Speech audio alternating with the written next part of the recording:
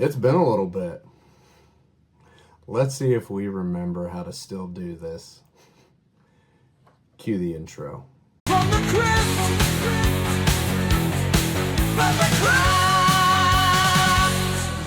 welcome back, everybody. You're watching From the Crypt. I'm Derek, and yeah, it's been a couple months. And believe me, I am planning on addressing it, why it's been a little bit, but I'm not going to do that right now because I want to talk about a movie first. And the movie I want to talk about is Suspiria, directed by Dario Argento. This movie just celebrated its 48th birthday yesterday, which I watched it last night because I was like, holy crap, it's 48. And actually right here, boom, I got my Suspiria 4K. That was a very, very expensive Blu-ray. Or 4K, whatever. You know, it's all the same. This film, the one that I literally just showed you, was my first real experience into Italian horror. And I guess just Italian cinema altogether. I think I finally got around to watching this back in like 2017, 2018. And I know a lot of you are like, what the hell? Why did it take so long? But better late than never, right?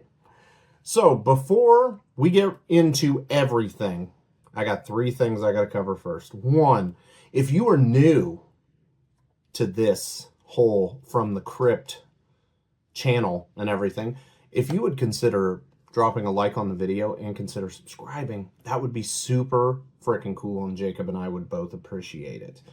What else do we got? Second, don't be afraid. Comment your thoughts down below. I want to talk with people. I love talking about horror with like-minded, or even if somebody says they don't like Suspiria, I want to, like, why? What bothers you about it? Like, is it something I'm overlooking? Like, please, just comment it all down below. And yeah, third thing, a spoiler warning is now in effect. So you have been warned. This movie's 48. Holy hell. All right, super quick plot synopsis. Susie Bannion enrolls in a dance school that is run by witches. I got it down as small as I could. All right, who is in Suspiria? Well, we have Jessica Harper as Susie Bannion, Joan Bennett as Madame Blanche, and Stefania Cassini as Sarah Sims. I didn't butcher any of those names. Okay, so what is good about Suspiria?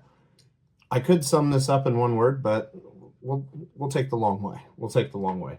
The colors in the movie.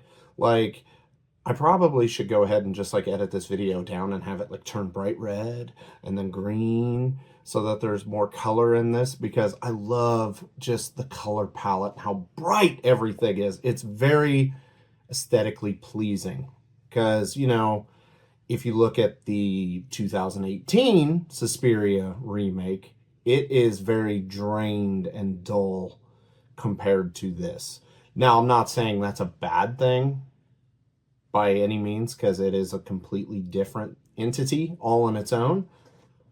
Something tells me we'll end up talking about that one at some point. What's another most obvious thing? Oh yeah, Goblin.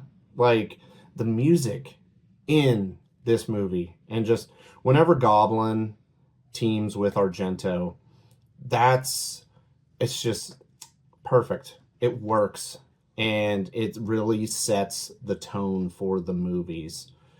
And I'm not familiar with much of what Goblin, like, if they've worked with any other directors like they have worked with Argento, like a good bit. But Goblin's music score is just, I love it. Love it, love it, love it, love it, love it. Okay, what else is good about Suspiria? The kills. The kills. The first kill is technically a twofer. And, God, yeah, I'm going to do it again.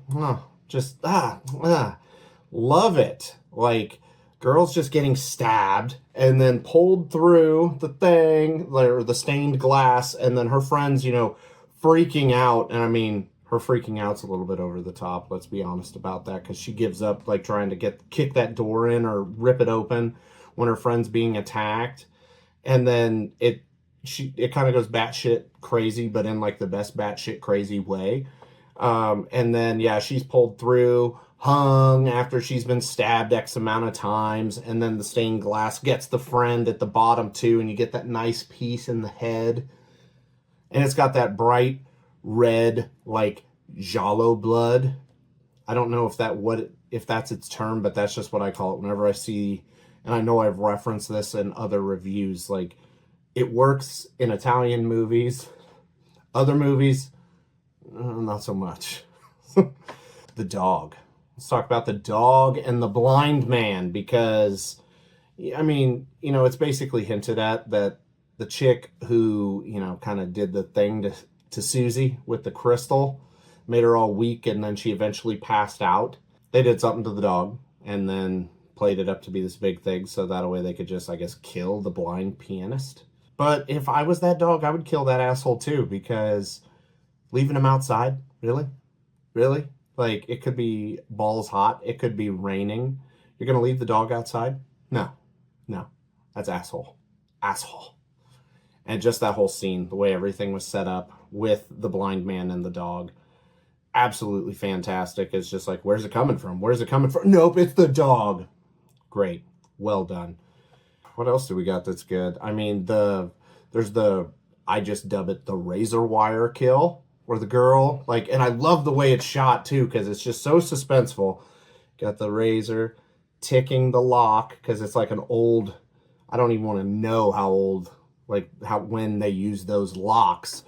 But yeah, just ticking that. She's like, I'm going to stack all this stuff up. Okay, all right. I am not going to look down. There is light over there. I'm just jumping in with both feet, and then boom, room full of razor wire, and she gets tangled in it. Just brilliant. Absolutely brilliant. Yeah, I mean, the performances.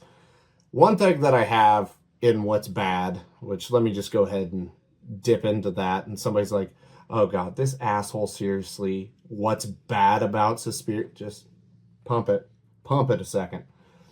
Some things in these movies can be over the top. As I already mentioned, the friend that gets hit with the stained glass, she's a little over the top. And for some people, I can understand why that is a complaint, but for me, and in this genre, I love it. I love it. So that would possibly be that's bad for somebody else, but not bad for me at all. I love the over-the-top aspect with everything. I mean, Italians, they just get it. And you know what? They fucking go for it. 100%. Okay.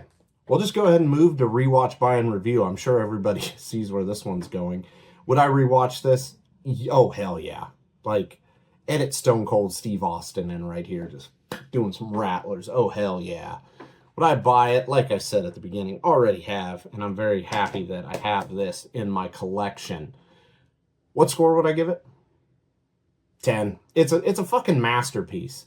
It's just a fun ride with some bomb-ass music and over-the-top acting that just makes it makes it that ride. And I will go ahead and say, just from my own personal experience, that I feel this is like a perfect way to get somebody's foot in the door to Italian horror.